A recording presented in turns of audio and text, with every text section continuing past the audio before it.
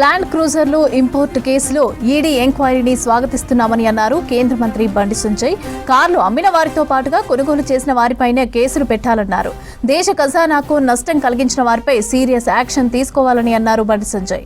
Land క్రూజర్లు అక్రమంగా ఇంపోర్టుపై దర్యాప్తు నిష్పక్షపాతంగా జరగాలని అన్నారు కేంద్ర మంత్రి. ఇక మరోవైపు కార్ల వ్యాపారి బషరత్ ఖాన్ ఇంట్లో ఈడీ సోదాలు చేస్తోంది. జూబ్లీహిల్స్ లోని ఇంటితో పాటుగా గచ్చిబౌలిలోని షోరూంలో కూడా సోదాలు చేస్తోంది ఈడీ. బషరత్ ఖాన్ ను గతంలో అరెస్టు చేసింది డిఆర్ఐ.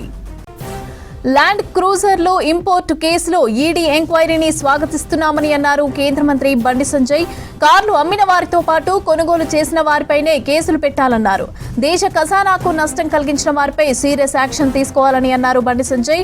ఇక ల్యాండ్ క్రూజర్లు అక్రమంగా ఇంపోర్టుపై దర్యాప్తు నిష్పక్షపాతంగా జరగాలని అన్నారు కేంద్ర మంత్రి. మరోవైపు కార్ల వ్యాపారి బషరత్ ఖాన్ ఇంట్లో ఈడీ సోదాలు చేస్తోంది. జూబ్లీహిల్స్ లోని ఇంటితో పాటు గచ్చిబౌలిలోని షోరూంలో కూడా సోదాలు చేస్తోంది ఈడీ. బషరత్ ఖాన్ ను గతంలో డిఆర్ఐ అరెస్టు చేసింది.